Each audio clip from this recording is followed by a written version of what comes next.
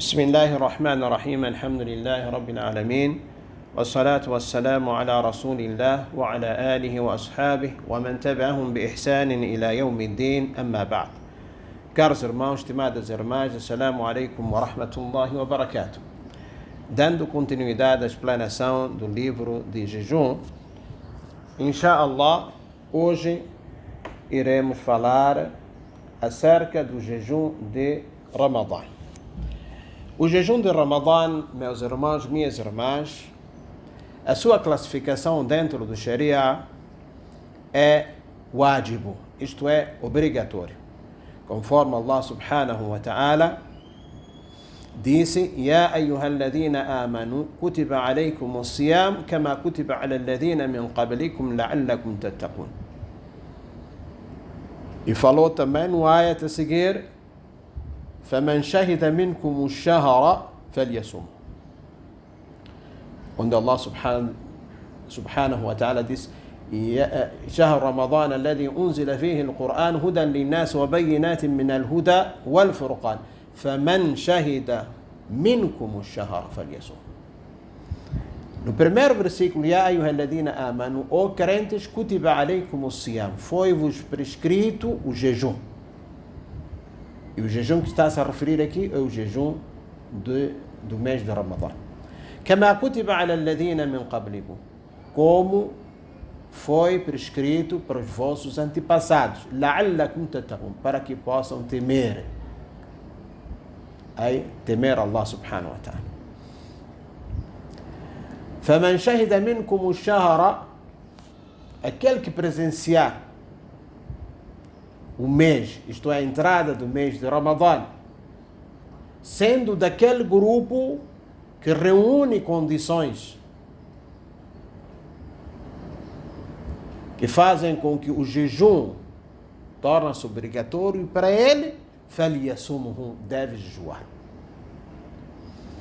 E consta também num hadith em que um homem veio ter com o Rasul alayhi salatu wassalam. O homem vinha das terras de Najd. Então veio perguntar ao profeta sallallahu alaihi wasallam acerca do Islã, isto é, quais eram as práticas obrigatórias dentro do Islã. Portanto, entende-se no texto do próprio hadith. Então o profeta sallallahu alaihi wasallam disse, ou mencionou, o salat, 5 salats que Allah prescreveu, e mencionou o zakat, e mencionou também o jejum de Ramadã. E essas 3 coisas que o profeta sallallahu alaihi wasallam mencionou, aquele homem sempre perguntava ao Rasul sallallahu alaihi wasallam se além daquilo havia outra obrigação naquele tipo de ibadah. Então o profeta sallallahu alaihi wasallam dizia que não, exceto se a pessoa fizer uma forma facultativa, uma forma livre. Assim também foi quando ele perguntou, e o profeta sallallahu alaihi wasallam disse: o siyam Ramadã, perguntou, além do siyam Ramadã, tenho outro jejum obrigatório? Nabi sallallahu alaihi wasallam disse: la illa an tatawwa, que não tinha outro jejum obrigatório além daquele que Allah subhanahu wa ta'ala prescreveu no mês de Ramadã. E é um consenso geral de ijma de que o jejum de Ramadã é obrigatório. E também o jejum de Ramadã, meus irmãos, é um dos pilares do Islã, conforme consta no dito do profeta sallallahu alaihi wasallam: Buni al-Islam ala khamsi, que o Islã foi erguido sobre 5 pilares, isto é, e mencionou tanto shahadat la ilaha illallah wa anna Muhammad Rasulullah sallallahu alaihi wasallam, wa iqam as-salah, wa ita' az-zakah, wal hajj, e também wa sawm Ramadã. Então, Nabi sallallahu alaihi wasallam mencionou o jejum de Ramadã. Então, sendo o jejum de Ramadã um dos pilares do Islã, um ibada obrigatório né? Então, quem rejeitar, quem não aceitar de que o jejum de Ramadã é obrigatório, né, é um dos pilares do Islã, então esse indivíduo tornar-se-á um indivíduo kafir, aí poderá sair sairá do Islã. Se caso ele negar, não aceitar que o jejum é obrigatório. O jejum, meus irmãos, o jejum de Ramadã foi prescrito no segundo ano de Hijra, no mês de Sha'ban, isto antes da batalha de Badr. Nós sabemos que antes do jejum de Ramadã, Allah subhanahu wa ta'ala tinha prescrito o jejum de Ashura, e com a vinda ou com a obrigação de jejuar o Ramadã, quando Allah subhanahu wa ta'ala prescreveu o jejum de Ramadã, foi abolido a obrigação de jejuar no dia de Ashura, passando a ser um sunnah, e ficou o jejum de Ramadã. Então, para quem é obrigatório o jejum de Ramadã? Dissemos no início que o jejum, a sua classificação, o seu hukmu é wajib. Então, para quem é wajib? Para quem é obrigatório jejuar o Ramadã? O Ramadã, meus irmãos, é obrigatório para o muçulmano. O muçulmano, aquele que se submete a Allah subhanahu wa ta'ala na base de Tawhid, é obrigatório para todo muçulmano jejuar no mês de Ramadã. Segundo, estar isento de qualquer doença mental. Para dizer que um doentio mental não é obrigatório jejuar. Assim como a pessoa que perde a consciência, ou que perdeu a consciência. Terceiro, al-baligh, aquele que atingiu a puberdade. O menor de idade não é obrigatório jejuar antes de atingir a puberdade. Mas é aconselhável incentivarmos as crianças, os menores, a jejuar para se habituarem ao jejum. Quarto, o jejum é obrigatório para aquele que está de boa saúde. Uma pessoa sã, que não está doente, então é obrigatório para jejuar. Assim como aquele que está na sua terra, que não é viajante.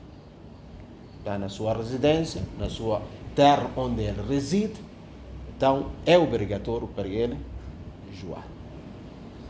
Acrescentando também algo que só diz respeito às senhoras, torna-se obrigatório o jejum de Ramadã para uma mulher que está fora, né, que está pura, né, do seu ciclo menstrual, ou então aquela que teve bebê, né, pré-natal.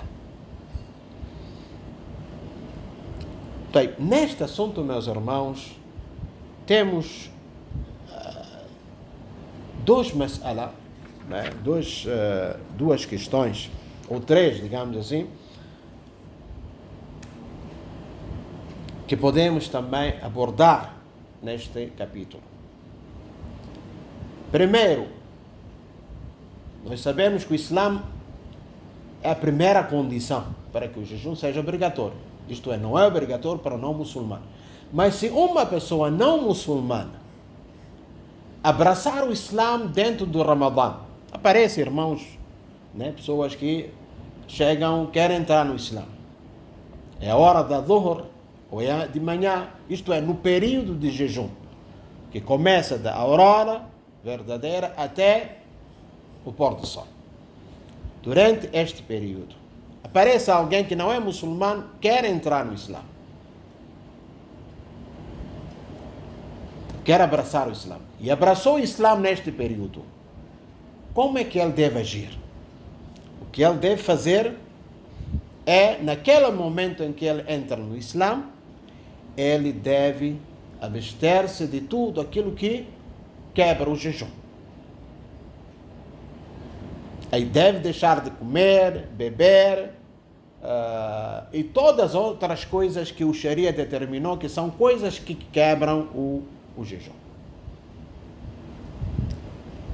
Mesmo que seja a hora de Al-Asr, que ele entrou no Islã, o período que resta até a hora de Maghrib, ele não pode comer nem beber. Ele deve respeitar o jejum, manter-se de jejum. Bem, há várias opiniões em relação se ele vai pagar aquele dia ou não. Mas a opinião de muitos, que está mais próximo, né, da realidade, é que aquele dia ele não é obrigatório pagar. Não precisa pagar naquele dia. Mesma questão também poderá ser aplicada a uma criança que apanhou a puberdade durante o dia ou o período de jejum no mês de Ramadã. Qual é a prova disso? Os nossos ulamás, hafidhahumullah, dizem que a prova disso é o hadith de Rubay'a bint Mu'awwidh, radiyallahu anha. Ela disse que o profeta sallallahu alaihi wasallam enviou mensageiros para certas cidades dos Ansars, onde residiam Qur'an, povoações que faziam parte de Ansar. Enviou mensageiro para dizer isto na altura que foi prescrita o jejum de Ashura. Então ele enviou naquele dia, no mesmo dia que Allah Azza wa Jalla prescreveu. Então disse o profeta sallallahu alaihi wasallam para eles informarem a população: Man asbaha sa'iman falyutimmu sawmahu. Aquele que acordou e não quebrou o jejum, isto é, não comeu nada, não bebeu nem nada, aí está de jejum, o jejum intacto, não quebrou, falyutimmu sawmahu, que continua a jejuar, que continua com o seu jejum. وَمَنْ أَصْبَحَ مُفْتِرًا, e aquele que acordou enquanto já quebrou o jejum, já comeu não sei quanto, فَلْيَصُمْ, deve jejuar. Noutra narração, فَلْيُمْسِقْ بَقِيَّةَ يَوْمِهِ, deve deixar, isto é, manter abstinência o resto do seu dia.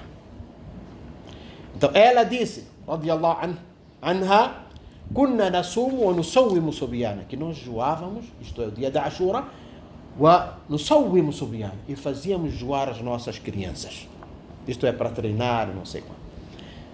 Até ela acrescenta, ونجعل لهم اللعبة, e criávamos um brinquedo assim, para que elas brincassem, من العهن, aí de suf, de lã, fazia algo para entreter as crianças. فإذا بكى أحدهم, quando um deles chorasse, على طعام, quisesse comer, أعطيناه, dávamos aquele brinquedo. ذلك حتى يكون عند الإفطار, até chegar a hora de iftar. O shahid aqui no hadith, meus irmãos, minhas irmãs, é o facto de que a prescrição do jejum de Ashura tinha sido numa manhã, isto é, durante o dia, que é o período de jejum.